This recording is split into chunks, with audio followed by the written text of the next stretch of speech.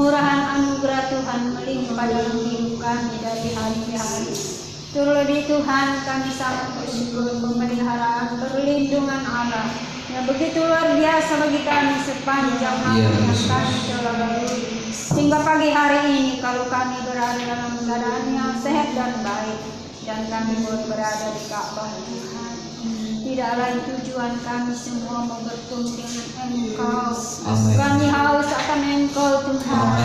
Kami haus akan kebenaran firman di pagi hari ini.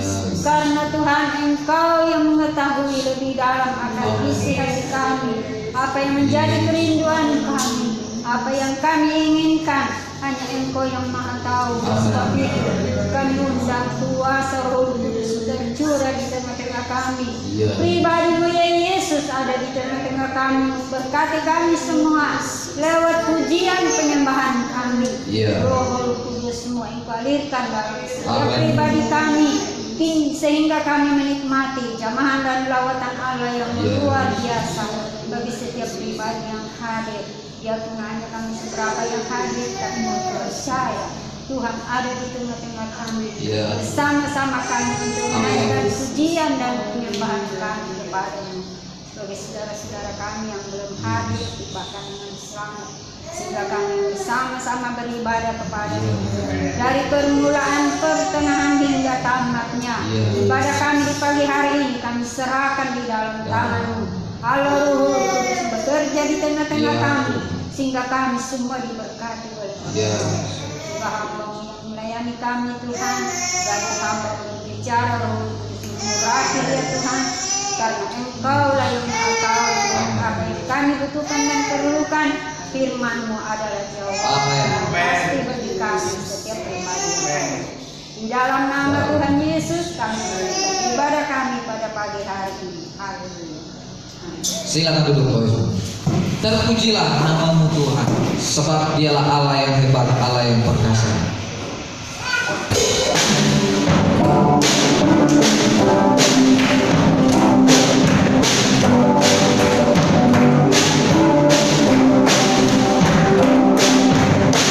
Terpujilah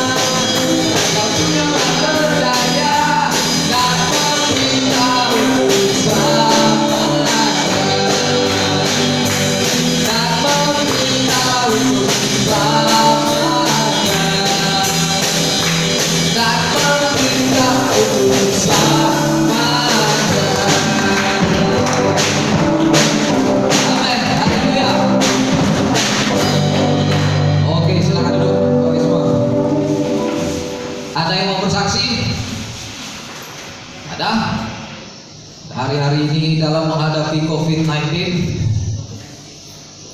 Sebenarnya ada satu jemaat mau bersaksi. Satu jemaat dia berkata, saya mau bersaksi. Cuma dia belum bisa atur waktu. Mau kapan? Bapak tua ya saya pakai. Bapak tua yang dari Medan mungkin mau bersaksi. Karena saya tidak bisa pulang, akhirnya berada di sini ya. Oke, kita kalau tidak ada yang mau bersaksi, kita dengarkan firman Tuhan, kita siapkan hati kita, mari kita tundukkan kepala kita menyanyikan sebuah lagu.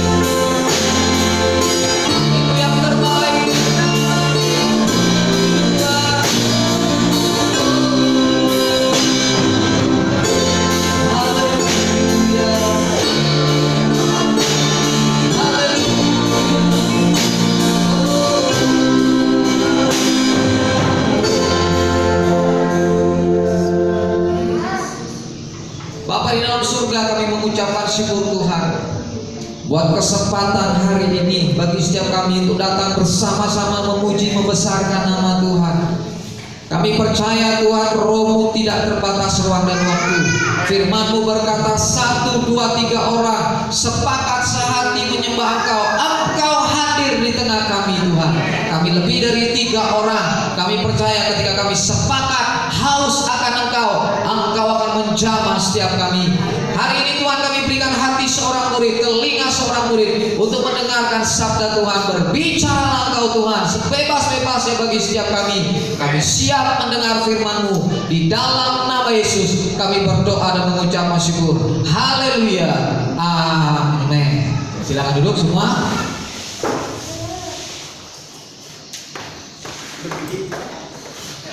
Lima 15 orang ya. Sebenarnya 20 juga tidak masalah ya kalau dilihat ya. Masih banyak yang kosong, kalau bisa terisi. Nanti kita ini. Oke baik semua, kita buka di Roma pasal 16 ayat yang kedua.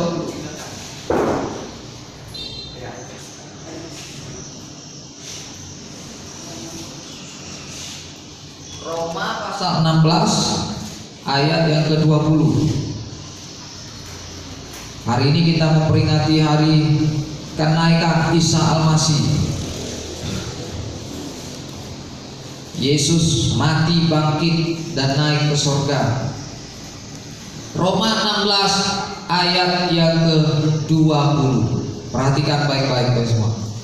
Singkat tapi banyak mengandung makna yang luar biasa bagi kehidupan kita.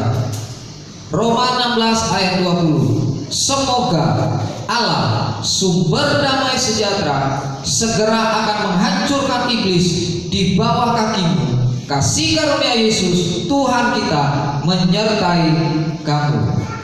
Nah, Bapak semua, kalau dengar kata yang di awal, kata apa itu? Semoga. Semoga itu artinya apa, Bapak? Yakin nggak? Hah? Kamu masuk Kristen? Apa kamu masuk surga?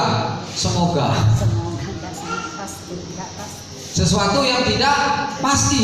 Nah, tapi firman di sini dikatakan semoga Allah sumber damai sejahtera segera akan menghancurkan iblis dan di bawah kakimu. Semoga Allah artinya apa? Mudah-mudahan Tuhan menghancurkan iblis di bawah kaki kita. Mudah-mudahan. Sebenarnya nah inilah kelemahan teks bahasa Indonesia. Kalau kita ambil teks bahasa aslinya bukan semoga, tapi apa? Kata dan. Nah, dan Allah. Nah itu ada sambungan yang di atas. Dan Allah sumber damai sejahtera segera, ingat, segera akan menghancurkan iblis di bawah kakimu. Pertanyaan saya, kapan Yesus menghancurkan iblis di bawah kaki kita? Kapan? Nih jemaat yang luar biasa. Kapan Bapak Isma? Ketika Yesus disalib. Nah, ketika Yesus disalib, dia mati, dia bangkit, dan dia naik. Firman Tuhan katakan di dalam Matius 28 ayat 17, 18, 19, segala kuasa sudah diberikan kepada Yesus. Segala kuasa itu sudah diberikan kepada Yesus. Jadi iblis itu sudah kalah di kayu salib.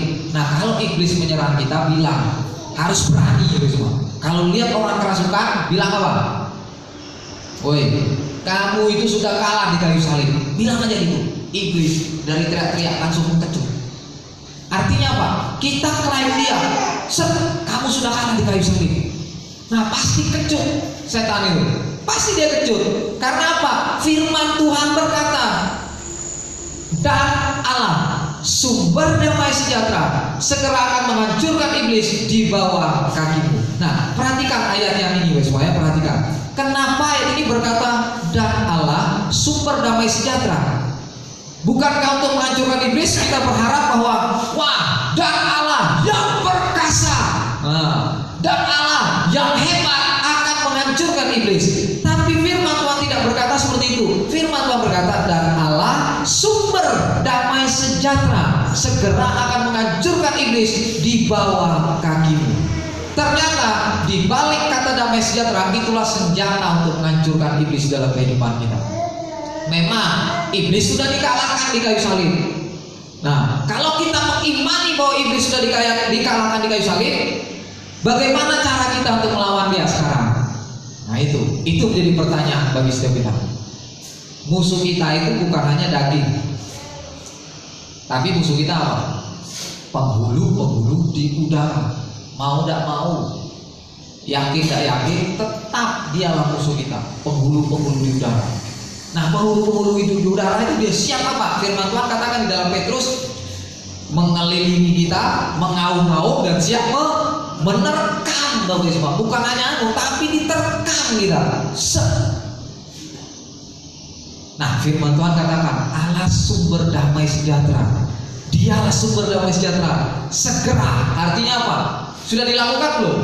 Sudah dilakukan. Dilakukannya di mana? Di kayu salib. Sudah kalah iblis. Nah, ini harus saya katakan, Yesus mati di kayu salib mengalahkan kuasa si jahat. Itu harus tahu. Jadi kuasa si jahat sudah kalah di kayu salib. Nah, itu. Jadi kalau ada orang kerasukan, takut enggak kita? Kalau lihat orang kerasukan, takut enggak Bapak Ibu? Kamu yang pergi atau saya yang pergi? Lah, malah jadi itu. Jangan ya. Kalau lihat orang kerasukan enggak usah takut, bilang aja, dalam nama Yesus keluar, kamu sudah kalah di kayu salib. Sudah, itu saja. Terus belum keluar-keluar Om, belum keluar-keluar. Sikat aja terus Bapak semua. Karena apa? Di dalam diri kita percaya ada kuasa. Di dalam diri kita ada kuasa. Kuasa siapa? Kuasa Tuhan. Ketika kita percaya, hidup dipenuhi roh, kuasa Tuhan bekerja dalam kehidupan kita. Nah, hari ini kita akan belajar bersama-sama kata sumber damai sejahtera. Siapa sumber damai sejahtera? Allah. Nah, damai sejahtera itu penting dalam kehidupan kita untuk kita melawan iblis. Nah, ini semua. Untuk kita melawan iblis. Kenapa saya katakan penting? Damai sejahtera itu kalau kita lihat makna aslinya, semuanya, Eren. Kan ada orang namanya Erene. Nah, itu Eren. Eren tuh bahasa aslinya, bahasa Yunani artinya damai sejahtera. Bahasa Ibrani-nya Shalom. Makanya sering kita bilang kan Shalom. Shalom itu artinya apa? Lagi melepaskan damai sejahtera. Makanya kita harus jawab apa? Anak remaja masih ingat? Shalom, apa jawabnya? Abi Alehim Shalom. Benar, gitu. Masih ingat mereka? Ingat tak? Reken sama Daniel. Alehim Shalom. Nah, itu.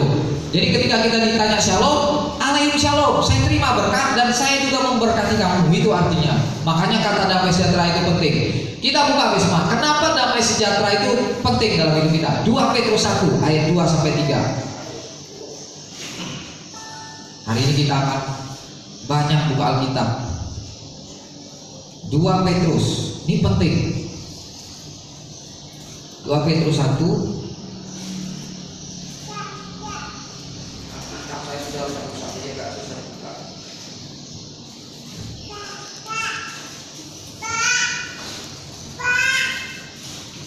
Petrus 1 ayat 2 sampai ayat yang ketiga.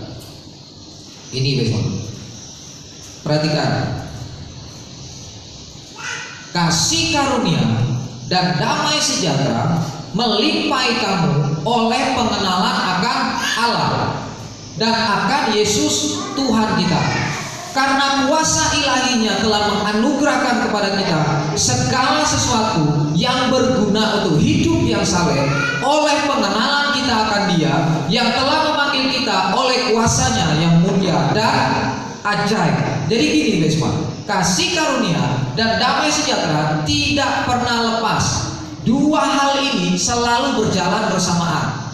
Tadi di ayat di kitab Roma 16 ayat 20, Allah sumber damai sejahtera. Nah, ayat berikutnya itu ada kata kasih karunia juga.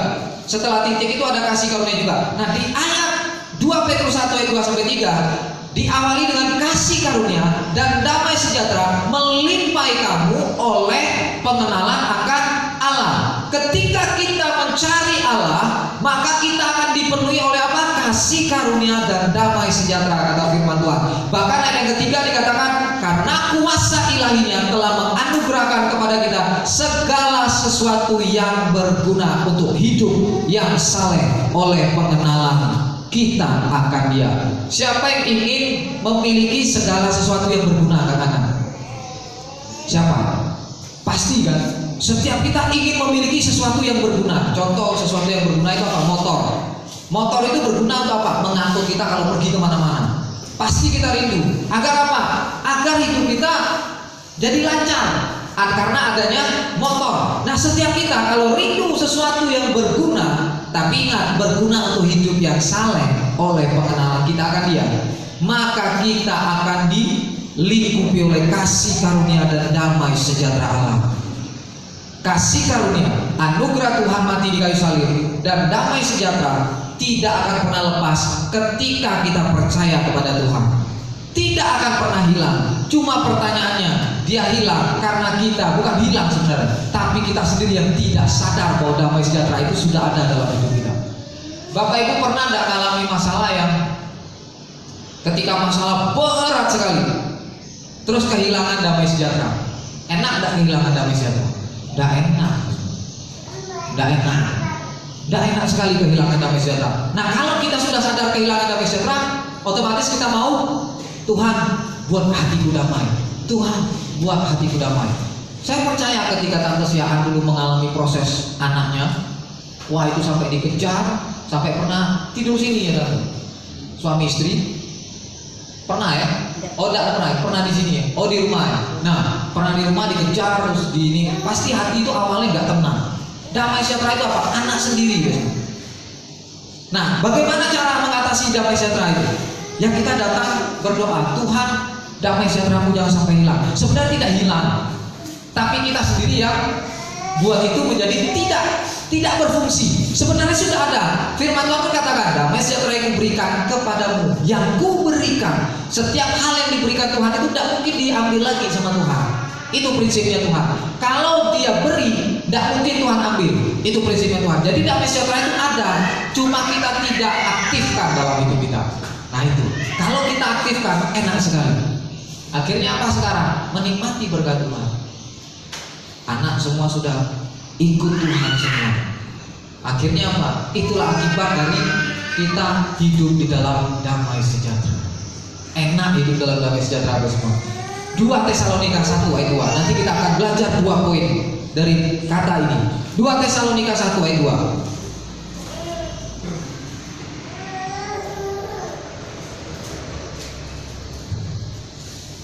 Ayat yang kedua, saya mau menjelaskan bahwa kasih karunia dan damai sejahtera itu saling terkait, tidak bisa dipisahkan.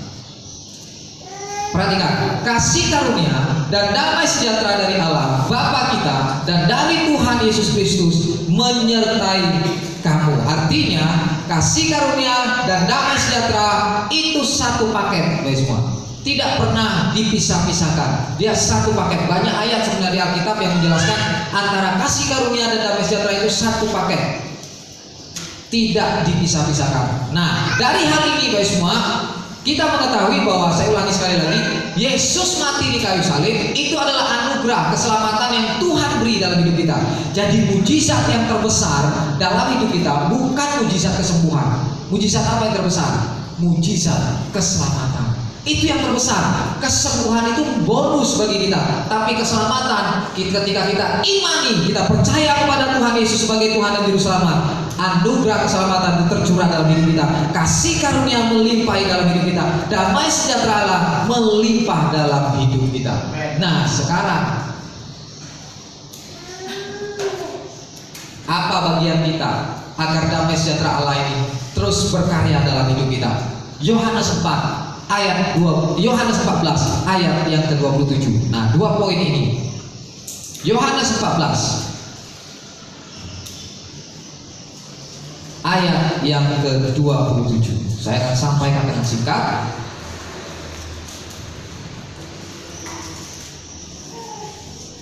Nah, ini dia ayat yang sering sekali kita dengar. Perhatikan, ada hal yang luar biasa. Ayat 27. Damai sejahtera kutinggalkan bagimu, damai sejahteraku ku berikan kepadamu, dan apa yang ku berikan tidak seperti yang diberikan oleh dunia kepadamu. Apa yang selanjutnya? Sama-sama katakan, 2, 3. Janganlah gelisah dan gentar hatimu. Jadi ini Yesus memberikan damai sejahteranya, dan damai sejahtera yang diberikan Tuhan kepada kita itu berbeda dengan dunia ini. Ingat ya semua, kalau dunia berkata aku damai ketika aku pelesir, pelesir itu refreshing. Aku damai ketika aku berada di pantai. Pertanyaannya, ketika kita berada di pantai damai, setelah kita tidak di pantai damai lagi nggak kita? Ku damai kalau ku berada ke kawan-kawanku keramaian, terus kami pergi ke mall, damai. Tapi setelah pulang, damai nggak kita? Ku damai kalau ku, ada lagi yang lebih ngeri, ku damai kalau ku lagi minum, mabuk maksudnya. Damai, semua dioceh keluar semua. Damai saya, wah damai, surga, seperti surga. Tapi setelah tidak mabuk, damai nggak? Nah itu pertanyaannya. Banyak orang bilang, wah minum lu biar tenang lu hati. Tenang gak hati? Tidak tenang. Setelah selesai, masalah kita selesai gak? Tidak. Bukan solusi. Bukan itu damai. Damai yang diberikan Tuhan itu bukan itu. Damai yang diberikan Tuhan itu apa? Berbeda dengan dunia ini. Damai yang diberikan Tuhan itu ketika situasi sulit kita tetap damai. Nah, syaratnya satu. Apa firman Tuhan bilang? Janganlah gelisah dan gentar hatimu. Perkataan ini coba ingat. Janganlah gelisah dan gentar hatimu. Janganlah. Itu sebuah perintah kepada kita. Janganlah gelisah hatimu. Nah, yang harus menjaga hati Tuhan atau kita? Kita. Makanya Tuhan bilang janganlah gelisah hatimu. Artinya apa? Kita harus jaga hati kita. Jangan sampai gelisah, jangan sampai kecut, jangan sampai tawar hati, jangan sampai gentar. Jadi bagian kita, jagalah hati kita. Bukankah di dalam Amsal 4 ayat 23? Coba Amsal 4 ayat 23. Kita lihat. Amsal 4 ayat 23. Nah, baca sama-sama ya semua ya. 2, 3. Jagalah hatimu dengan segala kewaspadaan, karena dari situlah terpancar kehidupan. Nah, jagalah hatimu dengan segala kewaspadaan, dari situlah terpancar kehidupan. Nah, kalau kita gelisah, kelihatan nggak muka kita gelisah? Kelihatan. Jalan, buka, mulut menyempi, manyun kata orang. Mulut manyun, mata. Nah, gelisah. Terus apa lagi? Ada lagi orang yang gelisah tuh gini. Nah, bolak-balik. Ada lagi yang lebih parah, orang gelisah apa? Ke WC, tapi tidak berak. Itu salah satunya apa? Papaku. Almarhum itu sering deh ke WC. Kalau dia sudah banyak pikiran, dia ke WC. Terus dia bilang, kok tidak keluar? Terus masuk lagi sampai 3 kali. Almarhum itu berapa kali itu kayak gitu. Nah, ada orang kalau sudah gelisah, stresnya tingkat tinggi, gelisahnya kita ini, khawatirnya luar biasa. Seperti itu Wisma. Kadang bolak-balik, linglung. Jadi linglung. Nah, bagian kita jangan berpikir Tuhan, jagalah hati Tuhan. Jangan doa seperti itu. Yang menjaga hati siapa? Kita. Bagian kita itu, jagalah hatimu dengan segala kewaspadaan. Nah, kita harus menjaga hati kita dengan kewaspadaan. Jadi bagian kita itu menjaga hati. Jangan sampai kita berdoa, Tuhan, jagalah hatiku. Bukan tugas Tuhan jaga hati. Tuhan sudah beri damai sejahtera. Nih damai sejahtera sudah aku beri, kata Tuhan. Apa yang aku beri tidak mungkin aku ambil. Nah, bagianmu, jagalah hatimu, aktifkan damai sejahtera Tuhan. Sudah ada, nah tinggal kita aktifkan, klik lah. Caranya apa mengaktifkannya? Kalau lagi stres lagi ini, datang berlutut berdoa. Jangan malah apa? Maaf nih, jangan malah minum. Berbahasa yang lain. Berbahasa lainnya komat kawin, tapi diomong tidak jelas. Tapi kalau kita berlutut, kita berbahasa roh, berbahasa yang lain, itu Tuhan dengar curahan hati kita. Roh, saking kita tidak bisa ngomong ya sama Tuhan, roh itu yang ngomong. Roh yang menyampaikan isi hati kita ke Tuhan. Itu firman Tuhan katakan. Nah makanya Wisma lebih baik kalau gelisah hati kita, udah datanglah berlutut, aktifkan itu damai sejahtera. Pasti setelah itu tenang, damai, pasti itu. Nah pertanyaan saya, kalau kita lagi tidak enak hati, ada sesuatu yang mengganjal di hati, kita datang ke Tuhan enggak? Nah itu. Coba ingat firman ini, jagalah hatimu dengan segala kewaspadaan. Jaga hati kita dengan segala kewaspadaan. Nah ini, jagalah hati kita dengan segala kewaspadaan. Apa yang menjadi barometer kita? Apa yang menjadi standar kita sehingga kita bisa jaga hati? Kalau kita jaga hati, perlu kan ada sesuatu yang menjadi standar, benar nggak? Saya perlu jaga hati ini, tapi apa standar untuk saya jaga hati? Firman. Misalnya gini, ada orang menyakiti kita, dia menyakiti kita, lalu firman Tuhan bilang ampuni. Kita jaga hati kita kan dengan cara mengampuni. Tapi kalau kita tidak mengampuni, kita tidak menjaga hati. Makanya standarnya tentang firman. Berdoa dan baca firman. Kalau tidak pernah baca firman, Roh Kudus tidak bisa berbicara. Apa yang mau dibicarakan Roh Kudus? Benar? Roh Kudus kan salah satu tugasnya menyatakan kebenaran, menginsafkan kita akan kesalahan kita, menyatakan kebenaran, mengingatkan kita akan kebenaran. Nah, kalau kita tidak pernah baca firman, apa yang diingatkan Roh Kudus?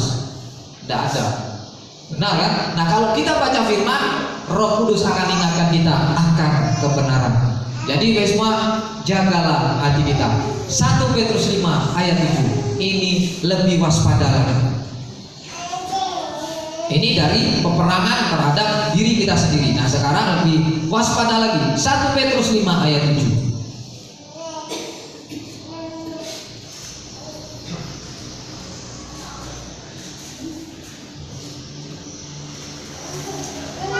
Sebelum ayat 7 kita baca dulu ayat 8. Nah ini, sebelum ayat 7 kita baca ayat 8. Sadarlah. Nah ini, sadar Bapak Ibu semua. Sadar, ayo sadar. Dan berjaga-jagalah. Sudah sadar, berjaga-jagalah. Lawanmu si iblis berjalan berkeliling sama seperti singa yang mengaum-ngaum dan mencari orang yang dapat ditelannya.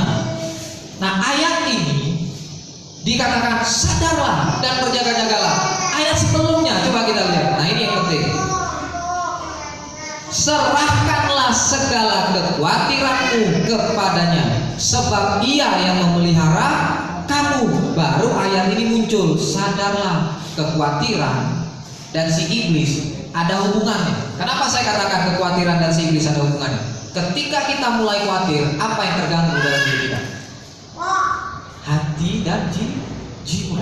Kalau jiwa kita mulai terganggu, banyak pikiran, sakit gak ya?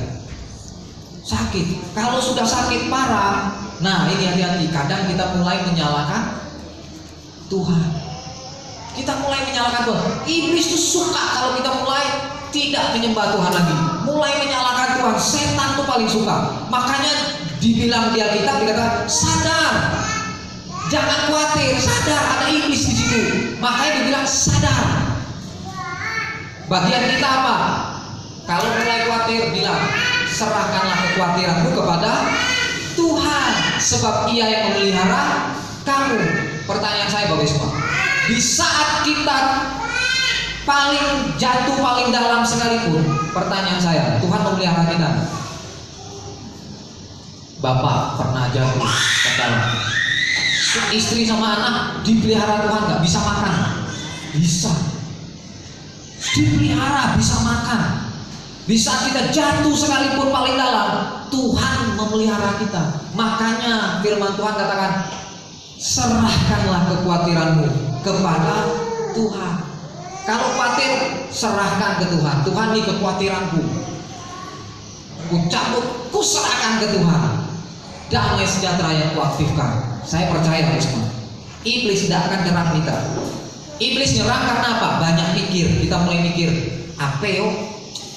Cuman ini konflik keluarga biasanya terjadi ketika apa? Dati lagi duit, suami istri biasanya cekcok, mudah sekali cekcok. Kalau sudah nggak ada duit cekcok, saling menyalahkan satu dan lain-lain. Inilah kesempatan setan, semua. Kalau kita udah mulai khawatir, makanya firman Tuhan bilang, janganlah kamu khawatir akan apapun juga. Nah, makan, sandang, pangan, dan apa ya satu lagi? Papan. Jadi kalau kita mulai khawatir dalam 3 hal ini, nah itu kesempatan setan nyerang pikiran kita, mengganggu keluarga. Nah kalau ada kekhawatiran, ajak istri. Jangan istri juga malah ikut. Suami lagi pusing kerja, istri malah cekcokin, stres suami. Coba istri itu bilang, ya Pak, kita perlu tuh di hadapan Tuhan. Waduh, enak deh. Enak. Suami tenang pasti. Doain suaminya, pegang tangannya, tumpang, jangan tumpang kepalanya ya, nggak sopan kalau perempuan. Kalau laki-laki menumpangkan sebagai kepala keluarga, menumpangkan istri, menumpangkan anak-anak, tidak masalah. Tapi istri menumpangkan tangan ke suami jangan, karena suami imam, kepala. Jadi istri pegang aja hati suaminya. Kalau lagi risau hati suaminya, pegang aja. Damai sejahtera Allah yang melampaui segala akal akan memelihara hati dan pikiranmu dalam Kristus Yesus. Wih keren gak? Coba hafalin aja di rumah besok. Damai sejahtera Allah yang melampaui segala akal akan memelihara hati dan pikiranmu, hai suamiku, dalam Kristus Yesus. Wah keren. Setan menyerang konflik keluarga, nah tersingkir. Karena apa? Firman itu senjata besok. Jadi hati-hati ya, ingat, sadarlah dan berjaga-jagalah. Kalau kita khawatir, ibaratnya gini guys, singa dia kalau dapat mangsa, apa yang dilakukan singa? Kalau dia bisa ada kambing di depan, nggak ada makan, nggak ada ada puasa di hari ini, nggak ada singa itu kata puasa. Kalau dia lihat makanan, kambing atau apa di situ pasti langsung diterkam. Nah iblis itu seperti itu. Kalau kita mulai khawatir, nah ini makanan empukku. Kalau kita sudah mulai khawatir, udah. Nah sekarang saya mau tanya nih, iblis bisa baca pikiran kita nggak? Ayo. Iblis bisa tahu hati kita nggak? Bisa tahu pikiran kita nggak? Nggak bisa. Kalau kita nggak ngomong, dia nggak bisa tahu. Karena kita sudah ngomong, aduh, kenapa ini? Dia dengar, makanya dia intimidasi. Tapi kalau kita nggak ngomong, nggak tahu ya. Tapi dia bisa lihat juga dari wajah kita. Tapi isi hati kita dia nggak tahu. Isi hati kita, pikiran kita dia nggak tahu. Makanya firman Tuhan kata, janganlah kau lupa memperkatakan. Artinya apa? Kalau kita perkatakan firman, senjata kita, setan kita kalahkan dengan firman. Makanya firman Tuhan, janganlah kau lupa memperkatakan kitab Taurat siang dan malam. Nah, kalau mulai khawatir, damai sejahtera Allah yang melampaui segala akal akan memelihara hati dan pikiranmu dalam Kristus Yesus.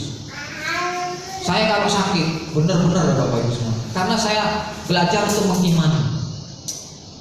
Oleh bilu-bilu darah Yesus tahu. Kadang saya sampai apa? Saya pukul yang sakit itu, saya gerem. Karena saya yakin darah Yesus itu sudah menyembuhkan saya. Saya sampai gerem.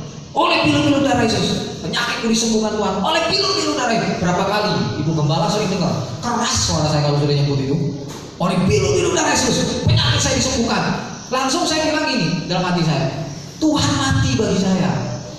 Segala sakit penyakit segala apa ditanggung Tuhan di kayu salib. Saya tetap walaupun dalam kondisi masih sakit, tapi membangkitkan iman kita ini, untuk membangkitkan iman kita dalam nama Yesus. Penyakitku sembuh dalam nama Yesus. Oleh bilu-bilu darah Yesus, penyakitku telah disembuhkan Tuhan. Artinya apa? Membangkitkan iman kita. Coba daripada kita menghabiskan waktu itu apa? Ngeluh. Benar gak? Ngeluh terus, ngeluh. Yang dengar juga tidak kawan dengar. Ya nggak boleh semua. Tak kawan dengar yang di samping kita atau apa? Coba kita perkataan. Oleh bilu-bilu darah Yesus, penyakitku disembuhkan oleh Tuhan. Oleh bilu-bilu darah Yesus, penyakitku disembuhkan oleh Tuhan. Nah enak kita mulai memperkatakan firman. Jadi ingat, lawan kita si iblis, dia ingin menghancurkan damai sejahtera yang diberikan Tuhan dalam hidup kita. Tapi jagalah hati kita. Yang kedua, Filipi 4 ayat 6, ayat terakhir. Filipi 4 ayat yang ke-6.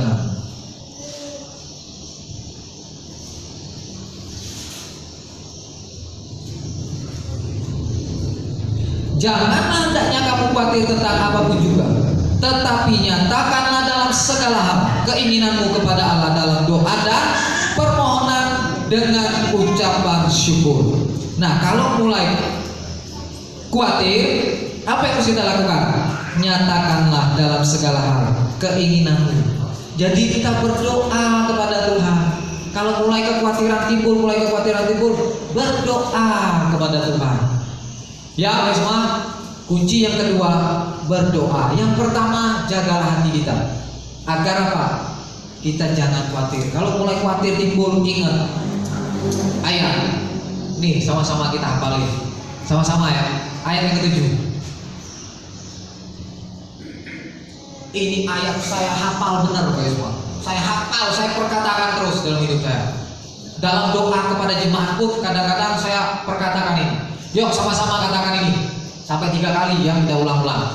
2, 3. Damai sejahtera Allah yang melampaui segala akal akan memelihara hati dan pikiranmu dalam Kristus Yesus. Damai sejahtera Allah yang melampaui segala akal akan memelihara hati dan pikiranmu dalam Kristus Yesus.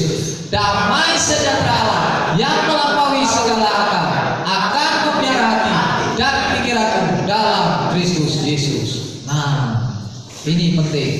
Jadi kita mulai perkatakan ini, damai sejahtera Allah yang melampaui segala akal akan memelihara hati dan pikiranmu dalam Kristus Yesus.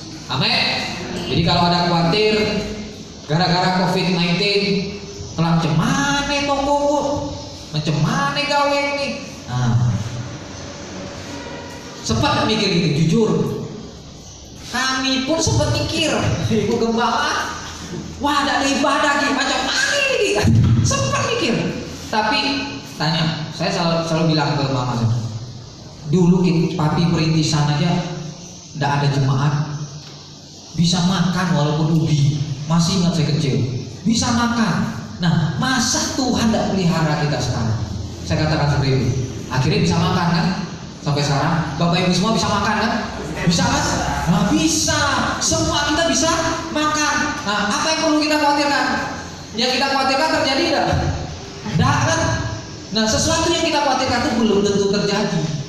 Makanya semua ikutlah Tuhan. Makanya kita punya Tuhan tuh bener lah. Kita punya Tuhan tuh sumber pengharapan kita. Di saat kita bingung segala macam, kita tahu ada Tuhan yang hebat, ada Tuhan yang luar biasa. Amin. Yang memelihara kita, bahkan menolong kita. Mari kita tundukkan kepala kita, nyanyikan lagu yang pertama tadi apa?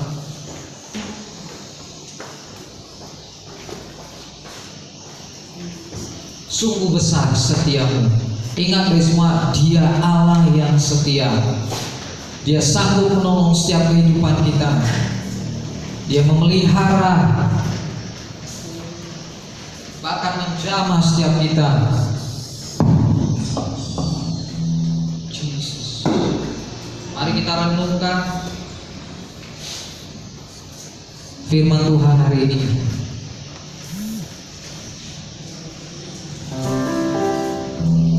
Jesus.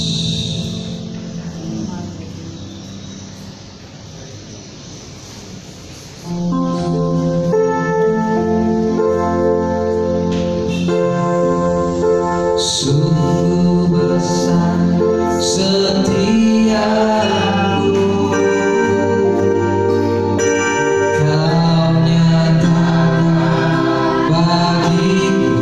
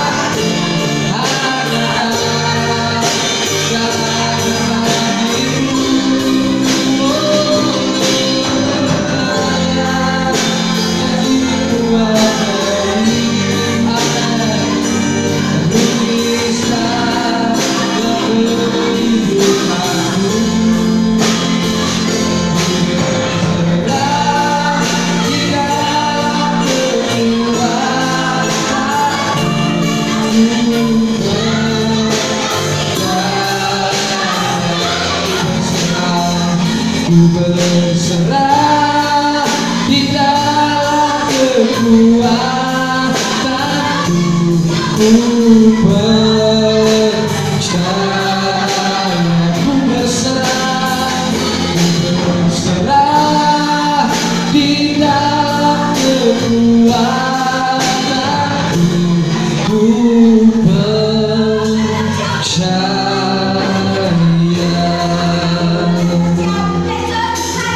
Mari Bapak Ibu semua, hari ini saya beri kesempatan bagi kita berdoa secara pribadi di hadapan Tuhan. Serahkan segala kekhawatiranmu. Kalau masih ada kekhawatiran, doakan di hadapan Tuhan. Serahkan semuanya di hadapan Tuhan. Haleluya.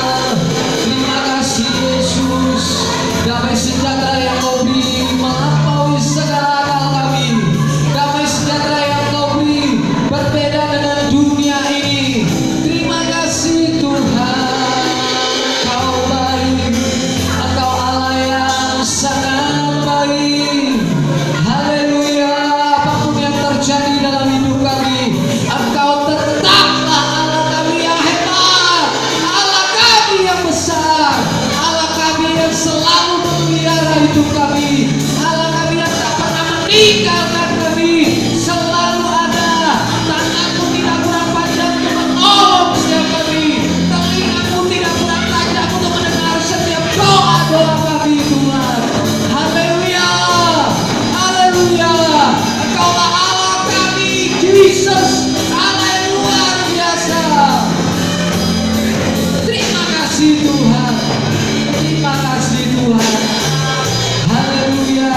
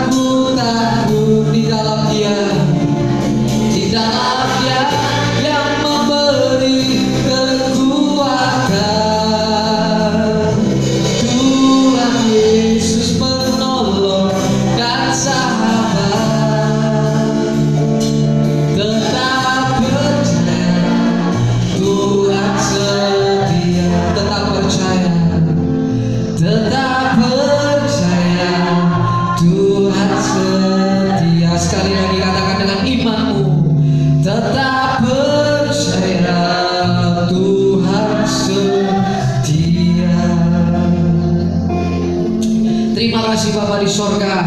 Apapun yang terjadi dalam hidup kami, kami tetap percaya Engkau Allah yang setia.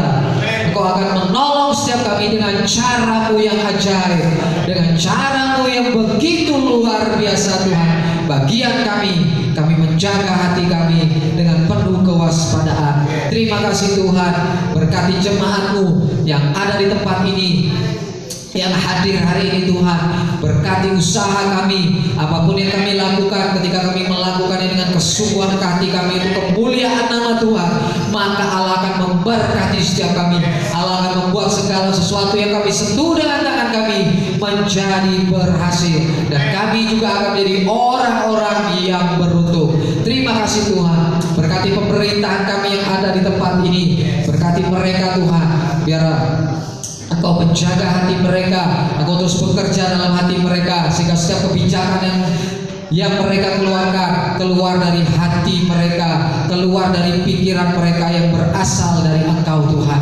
sehingga mereka boleh membawa kami yang ada di kota kami ini semakin lebih baik lagi. Kami percaya Tuhan, kami ucapkan shalom atas kota kami, damai sejahtera Allah, sukacita Allah turun atas kota kami di dalam nama Tuhan Yesus Kristus. Kota kami adalah kota yang diberkati oleh Tuhan. Perekonomian kota kami adalah perekonomian yang diberkati oleh Tuhan. Terima kasih Tuhan, terima kasih Tuhan. Sebentar setiap kami akan pulang ke rumah kami masing-masing. Kami percaya penjagaan Tuhan, penyertaan Tuhan sempurna dalam setiap kehidupan kami. Jauhkan di rumah kami mara bahaya, sakit penyakit, orang-orang yang berniat jahat dalam nama Yesus. Engkau kirim malaikat untuk menjaga seisi rumah kami Tuhan. Terima kasih Bapa di sorga. Terima kasih. Mari kita angkat kedua tangan kita terima.